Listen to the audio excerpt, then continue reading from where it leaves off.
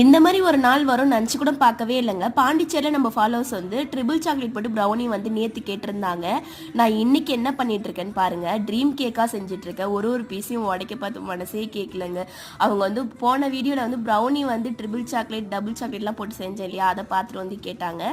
இப்போ பார்த்துட்டு வந்து என்கிட்ட வந்து அக்கா நீங்கள் ட்ரிபிள் சாக்லேட் போட்டு ப்ரௌனி செஞ்சுருக்கீங்களா, அதை வச்சு எனக்கு ட்ரீம் கேக்காக செஞ்சு கொடுப்பீங்களான்னு சொல்லிட்டு கேட்டாங்க. எனக்குமே ஒரு ஐடியா வந்து தோணுச்சுங்க.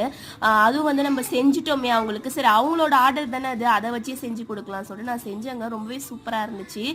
நம்ம ட்ரிபிள் சாக்லேட் போட்டு ப்ரௌனியை செஞ்சுட்டு ட்ரிபிள் சாக்லேட் வச்சு ட்ரீம் கேக் செஞ்சுருக்கோம். ரொம்பவே சூப்பராக இருந்துச்சு. அவங்க கொடுத்த ஐடியாவுமே நல்லா இருந்துச்சு.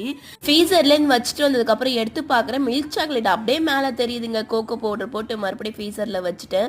எப்போ எது செஞ்சாலும் ஒரு பீஸ் வந்து எக்ஸ்ட்ரா செஞ்சு சாப்பிட்டு பார்ப்பேன் நல்லா இருக்கான்ட்டு.